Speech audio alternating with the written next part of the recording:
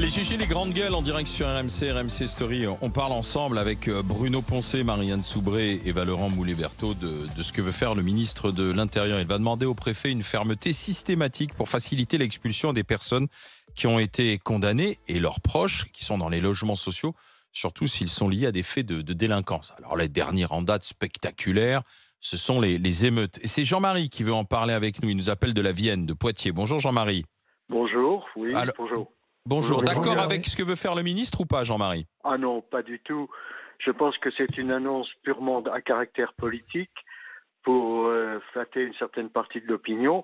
Et je suis tout à fait d'accord avec Maître Soubré parce que la responsabilité pénale est individuelle et on ne peut pas sanctionner d'une manière ou d'une autre les parents, la famille, les frères et sœurs, etc. pour des faits qui se sont déroulés en dehors même de l'immeuble, et le disait très bien Maître Soubré, qui se sont parfois passés à des kilomètres. On ne peut pas sanctionner les parents, l'entourage, seulement la personne. Alors ça, oui, évidemment, il faut sanctionner les meutiers, même de manière très grave, mais on ne peut pas aller au-delà. Cela n'a aucune valeur juridique. Ça ne tiendra pas devant les tribunaux, ça ne tiendra pas devant aussi les garants de la Constitution. Okay. Voilà, c'est quel tribunal? Tu contesteras devant quel tribunal dans ces cas-là? Alors la famille. C'est du tribunal. En fait, c'est du tribunal judiciaire. En fait, c'est du tribunal civil, puisque en réalité, c'est la procédure d'expulsion normale. Alors, je voulais donner une précision, c'est qu'effectivement, donc le titulaire du bail a des obligations qui s'étendent aussi à ce qu'on appelle les occupants de son chef, c'est-à-dire les gens qui habitent avec lui. Donc, purement et simplement, c'est assez simple à mon avis. Il suffirait que la personne n'habite plus là. Et je ne vois pas comment on pourrait expulser. C'est-à-dire que si on dit le fils de 25 ans délinquant, il n'a plus le droit d'être là, il suffirait que le fils de 25 ans n'habite plus là. Quel serait le motif pour expulser toute la famille? Mais non, parce que là, il nous parle de la famille entière. On n'aurait aucun moyen de contrôler. Soyons. Mais c'est très simple. Il y a des gens qui ont pas d'être dans une ville, qu'ils ont été délinquants dans cette ville. Là, pardon, mais on parle essentiellement. Encore une fois, l'âge moyen des émeutiers, c'était pas 25 ans, c'était 17 ans. Donc c'était essentiellement des mineurs, même des très jeunes mineurs. Très bien, mais c'est autre chose. C'est une autre sanction. C'est la responsabilité financière. L'idée, c'est de dire qu'il y a des familles qui posent problème et que ces familles, la solidarité nationale, elle ne doit pas profiter à ces familles. Allez-y, Jean-Marie, pardon. Oui, je disais, il y a une responsabilité civile, effectivement, des parents, ça nous sommes tout à fait d'accord, mais ça ne peut pas aller au-delà. Je voudrais rappeler simplement une chose. Dans l'Ancien Régime, dans certains cas de grands crimes, on pouvait parfois même détruire l'immeuble, la maison de celui qui avait commis le crime. Donc, voyez-vous, je crois que c'est une conquête de la Révolution, cette responsabilité individuelle, cette responsabilité pénale qui ne doit pas aller au-delà de l'individu. Voilà ce que je voulais vous dire. Voilà. C'est très très bien dit, merci. J'ai une question Merci, Jean-Marie. Tu veux poser une question, Jean-Marie? Pour Jean-Marie, mais du coup, qu'est-ce que vous pensez de l'énervement légitime, moi je trouve, de pas mal de Français qui vont dire oui, mais en fait, c'est peut-être le seul moyen de réussir à réellement atteindre ces gens-là, parce qu'on atteindrait même ce qui les touche le plus, c'est-à-dire leur famille. Ah non, je les comprends tout à fait, mais on ne peut pas aller au-delà des principes de droit. Hein. Ça ne peut pas aller parce que c'est ça la garantie des libertés. Je ne pense pas qu'on puisse aller au-delà. Votre argument, je le conçois très bien, je le comprends, mais on ne peut pas aller au-delà. C'est pas possible. Voilà.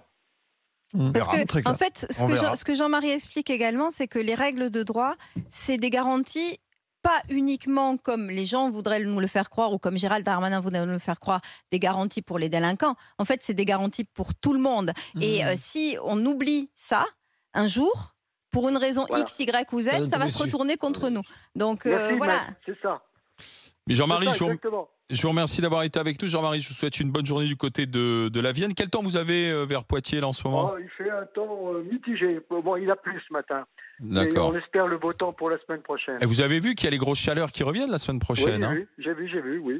On va trinquer là au mois de septembre. On va se retrouver avec du 29, 30, 31 degrés. C'est cool. Ça va, pourquoi trinquer? Cool, ça y est, toi tu tombes dans l'arcet, tu tombes dans le truc, dans le panneau. C'est-à-dire que quand il fait 28, 29, c'est un drame. Alain, il a 60 ans. Moi j'aime bien l'été indien, quand il fait bon. L'été indien, c'est pas 31. Là, il caillait cette semaine, je préfère quand il fait 27. Alain, il fait. Oui, mais l'été indien, c'est pas 31. T'es en train de glisser, Alain, tu sais. Ouais, t'es en train de. Faut que tu prennes ta bouteille d'eau.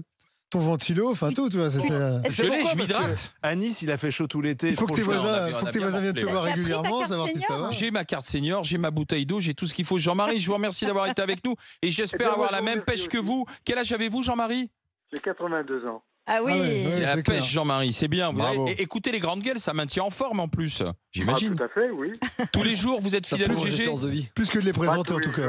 Mais quand je le peux, effectivement, je regarde les GG le matin. Oui, effectivement, oui. Merci Jean-Marie d'avoir été avec nous. À bientôt sur RMC dans les grandes gueules. Seb est du côté de la Seine-et-Marne. Bonjour Seb. Bonjour. Entrepreneur dans le bâtiment. Qu'en pensez-vous? Que pensez-vous de ce que veut faire le ministre de l'Intérieur, Gérald Darmanin, alors? C'est toujours prendre le problème à l'envers. C'est comme pour le problème de l'école où on parle plus des abaya que des profs qui sont pas formés ou absents.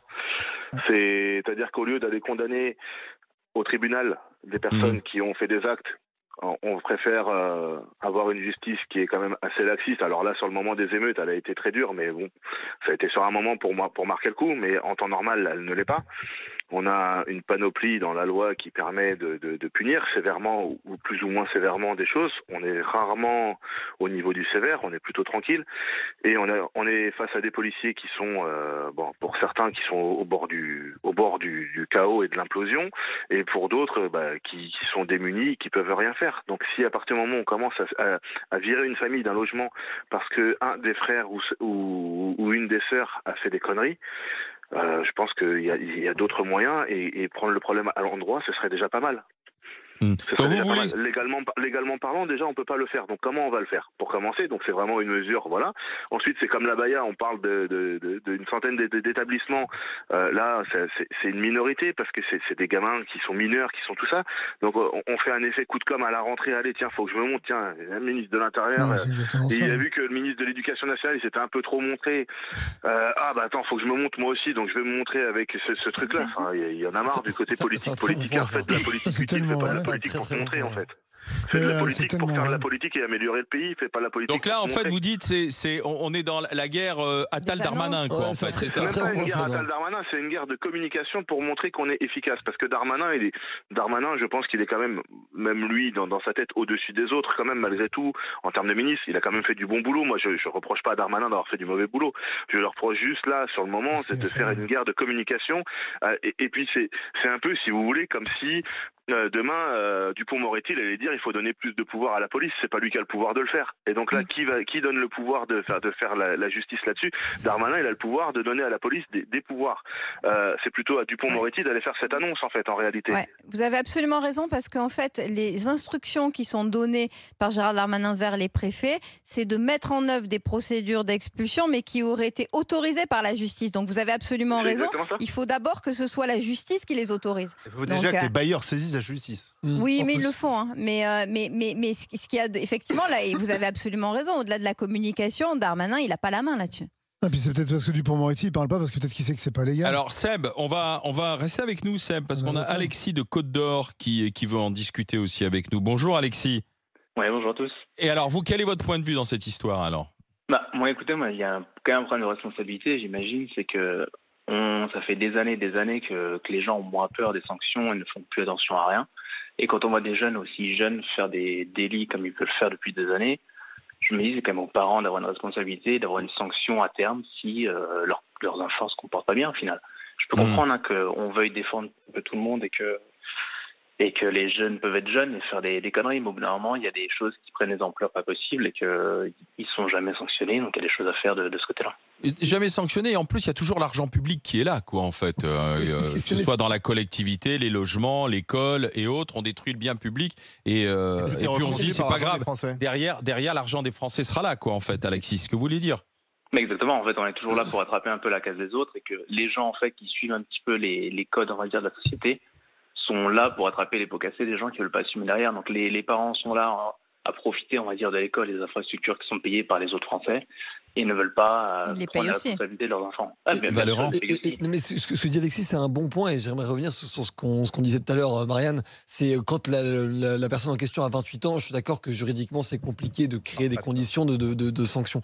La réalité, c'est que quand on est parent, on est aussi responsable juridiquement et qu'on ne peut pas continuellement dire on ne peut pas lier, on va dire, les parents et l'enfant dans la responsabilité individuelle et de l'autre côté avoir cette impossibilité de pouvoir mélanger les deux, alors même que l'argent que l'État va permettre de donner aux parents, les logements sociaux, potentiellement les allocations de la CAF. C'est pas que pour un seul enfant. Non, mais le problème il est là aussi. Oui, mais c'est pour une famille entière. Oui, mais la famille, tu as peut-être au milieu des gamins, garçons ou filles, qui sont hyper bons à l'école, qui sont vachement bien, parce que tu sais, dans une famille, si tu as 2 ou 3 enfants, tu peux avoir qu'un seul délinquant. Et qu'est-ce qu'on fait des 2 autres qui pourraient eux non, on les vire. Peut-être on sanctionne un tiers. On sanctionne un tiers parce qu'il n'y a pas que aussi il y a pas que l'appartement, il y a d'autres mais subventions. Si tu vires tout le monde, qu'est-ce que tu fais des 2 bons élèves qui posaient aucun problème et qui vont se retrouver du jour au lendemain?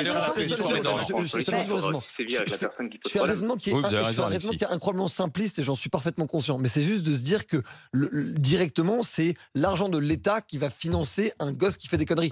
C'est quand même littéralement ça la chaîne de valeur. Et ce que je dis juste, c'est pas de sanctionner les frères et sœurs ou tout ce qui va avec, mais il y a peut-être d'autres moyens que le logement, peut-être les allocations familiales ou ce genre de choses sur lesquelles on peut aller sanctionner. Et ça, c'est simplement de se dire, de sentir une forme de justice économique, parce qu'on sent bien que la justice pénale, aujourd'hui, elle a l'air d'être assez faible. Touche au portefeuille. Si on touche au portefeuille, j'ai toujours l'impression que c'est plus violent aujourd'hui. Il y a vachement de fatalisme dans ton raisonnement. Parce que ça veut dire qu'un gamin de 15 ans qui a fait une énorme connerie de cramer un lycée ou une école, c'est un truc de fou. C'est-à-dire que le gamin, déjà, il va être puni après. Et derrière, après, ça veut dire que ce gamin-là, dans votre tête à vous, à 15 ans, il fait ça, donc à 20 ans, il va faire un braco, et puis à 30 ans, il tuera une famille. Il dit ça. Mais si, parce qu'en fin de compte, d'un seul coup, tu le condamnes à 15 ans, et c'est normal de le condamner pour ce qu'il a fait. Mais après, il faut lui donner une seconde chance, quand même. Et donc, quand le jeu t'endort et tout. On le jette pas dehors, on dit simplement que c'est pas à l'État de payer son logement. Mais non, mais parce qu'après, t'es pas obligé de le reloger. Il y a plein de Français qui se logent par eux-mêmes. Est-ce qu'on peut reprendre l'exemple? Parce que il y a des gens, des familles qui attendent d'ailleurs des logements sociaux. Non, mais attends, juste un truc. Tu sais très bien comment ça marche. Si tu veux te aujourd'hui, il faut que tu aies des garants, des garanties et tout. Ces gens-là, ils en ont pas, sinon ils seraient pas dans des logements. Pardon, tu trouves ça juste, toi? Pardon, mais c'est moralement. Tu trouves ça juste qu'une famille qui abrite des délinquants occupe un logement qu'une famille respectable pourrait occuper et qui, notamment en région parisienne, est sur une liste d'attente depuis 3, 4, 5 ans. Tu trouves ça juste? Que c'est qu'on réserve ce logement à une famille de délinquants. Ce que je trouve injuste, c'est qu'à un moment donné, déjà, question de morale. Non, mais qu'en plus, le gamin fasse de la tôle ou du centre de rétention, derrière, en plus, vous l'enquillez en disant, bon, de toute façon, il est perdu, puis on va niquer la famille. Attention, Marianne. On va pas niquer la famille, on responsabilise pas. Est-ce qu'on peut reprendre l'exemple déjà? Il faut arrêter aussi de penser que les gens ne font que coûter de l'argent. C'est-à-dire que quand ils bénéficient de la solidarité nationale, souvent ils y contribuent. Ce sont des gens, ça peut être des travailleurs